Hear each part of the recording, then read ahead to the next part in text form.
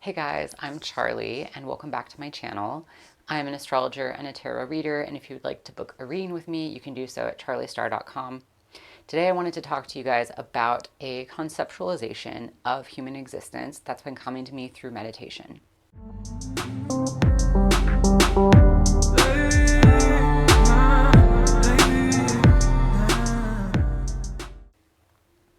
As always, if this message resonates with you and you find it helpful to conceptualize your existence in this way, please take it for yourself as a gift from me. If this does not resonate with you, I'm not here to push my perspective or belief system on anybody, and I respect that there are many different ways to philosophize and abstractly understand our existence as humans.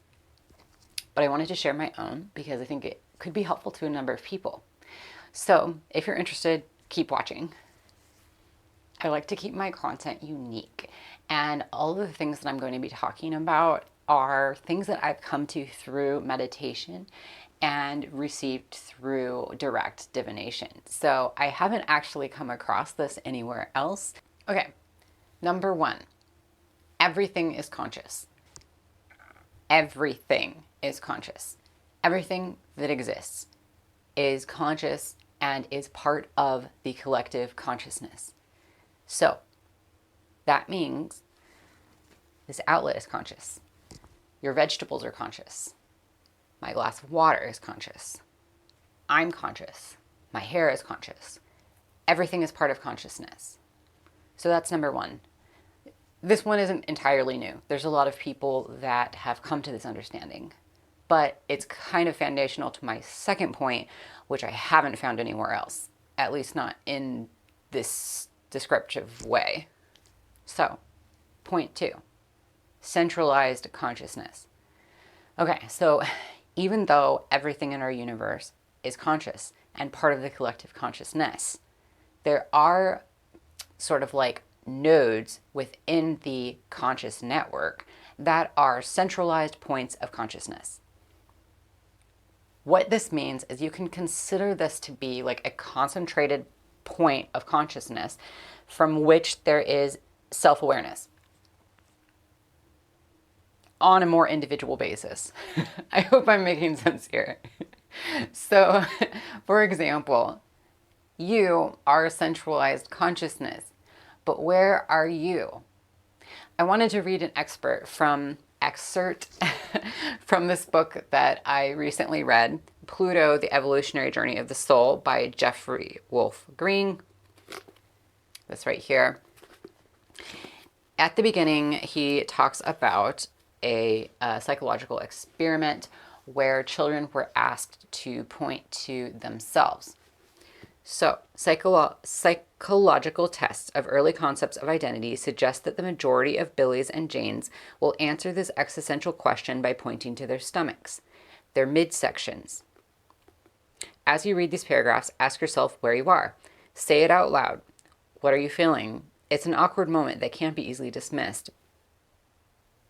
So often in life, we reply to circumstance with the phrase thought, who me? Say this to yourself right now, loud and strong. Another strange feeling. Either you did make a gesture to accompany the two words, or you felt inclined to do so. A twitch in the wrist, perhaps? Where did you point? Where is me? It moves up a bit to your heart region, above Billy's stomach. Simply a corporeal centralization within adult anatomy, reinforced by psychological awareness of the indispensability of the heart, reinforced by the emotions that live in language and art, and that are referenced to the heart as being one essence. Right? Pretty fundamental, though heady stuff. Nobody is pointing to his elbow or his leg. Okay, so another place that people would point to when asked this question, he does go on, but I won't read you the whole chapter, is the head. So he's saying nobody's pointing to their elbow or their leg, but people are pointing to the heart region, the stomach region, and to the head when asked this question, where are you? So this is where your consciousness is centralized. This is a centralized point of consciousness. You know that you are also your finger, but your finger is also a projection of this consciousness that's an extension of your consciousness. It's also conscious. It's also part of you. But where are you centralized? Okay, so I hope I've made that point clear. Number one, everything is conscious. Number two, there are points of centralized consciousness. Now, point number three. Point number three is you are a binary system. So you do not have one centralized consciousness. You actually have two centralized consciousness. Okay, what am I talking about?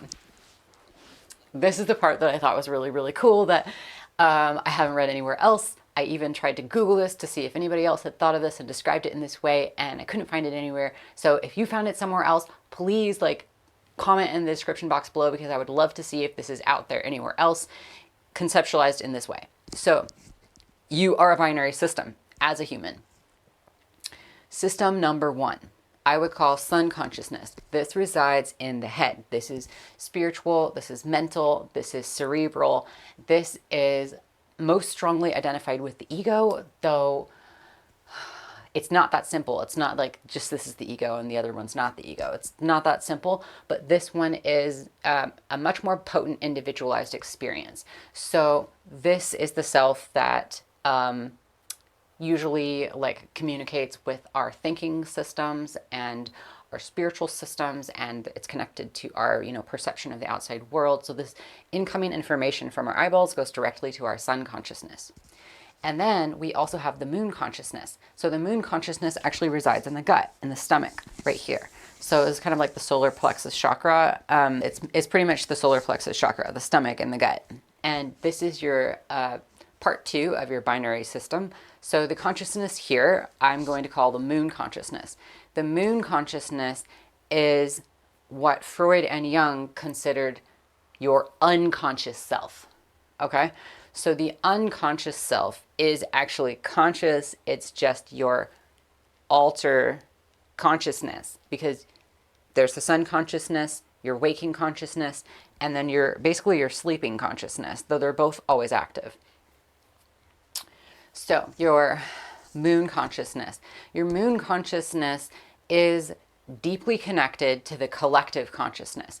This is why I was saying that the sun consciousness is more closely associated with the ego.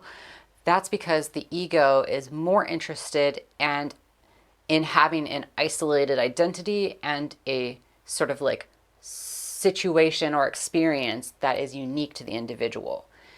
The moon consciousness is much more permeable. It's much more connected to the collective consciousness. So messages coming from the collective consciousness are going to reach you through the moon consciousness, if that makes sense. So for example, let's take the example of empathy. I'm over here, my name is Billy, and then over here is Jane. And Jane is feeling really sad about something. Well, I'm not Jane. I'm not having the same experience as Jane. I'm Billy. I'm not feeling sad, but Jane is feeling sad. So in order to get in touch with Jane's feelings, I'm going to have to connect with her through the moon consciousness in order to make a connection with Jane, because over here, I'm very much having an individualized experience. I'm only experiencing my experience of Jane. I can't be feeling the same thing that Jane is feeling in this consciousness, in this part of my consciousness. It's the moon consciousness that is connected to the collective, that is able to have a shared experience. So through my moon consciousness, I can actually begin to feel exactly what it is that Jane is feeling. And that is called empathy. Then what happens is that this consciousness is going to begin to communicate to the other part of the binary system, which is the sun consciousness. Now, let's take a step back. The sun consciousness is often considered by Freudian and Jung psychologists as the consciousness. And then this consciousness is considered the unconsciousness. How do these two communicate? Well, that's through the subconscious. The subconscious is the crossover between the sun consciousness and the moon consciousness. So this is the point of contact. This point of contact happens at the heart chakra, okay? You can think of the subconscious and the term of the sun and the moon as the subconscious being the illuminated face of the moon. So this is the part that the sun can see and has access to and can understand. This is the overlap. At the subconscious, the crossover between the sun and the moon consciousness of our binary system, that is where we begin to be in touch with the truths and the feelings that are right below the surface. It's where we get to know ourselves on a deeper level. I would say that in a certain train of thought, the moon consciousness is actually our higher self. This is a little countercultural or counterintuitive is maybe the right way of saying it, because a lot of people think of, like, you know, their higher self as like up here, but the higher self is actually the moon consciousness, the gut, because that's what's connected to what extends beyond the narrow scope of the ego, which resides in the sun consciousness. So our higher self is actually our more expanded, more knowledgeable self, which is the moon self. So if you are into understanding the ancient elements, and if you are interested in understanding the ancient elements a little bit more, I do have a video on the elements that I will link to above. But we can associate the sun consciousness with the fire and the air element, and associate the moon consciousness with the water and the earth elements. Okay, so I made a diagram kind of like outlining everything that I talked about and how it works together. So that can hopefully show you guys maybe a little bit more of a visual of what I'm talking about, so you can see how it all works together from, you know, my point of view. So, okay, I hope I made sense in this video. I was really excited to share this information with you. I hope it makes sense. To me, it's been like kind of a mind-blowing sort of realization, and that is altering the way that I perceive myself. I feel like all of these things have been floating around conceptually, like over here, over there, in this experience I have, and that other experience that I have, and putting this all together like this, like having this download just sort of like line it all up, really, really was helpful for me in understanding how all these parts of me work together. So if this was helpful for you, please let me know. And again, if you have found anybody else that shares the conceptualization of the self and the human experience in this way, please, please, please share with me and let me know down in the comments. And if there's anything that I said that was confusing, that you're not sure what I'm talking about, feel free to, you know, personally message me or to comment down below if there's something else that you would like me to like expand upon and talk more about, because I kind of packed a lot of different concepts in here together.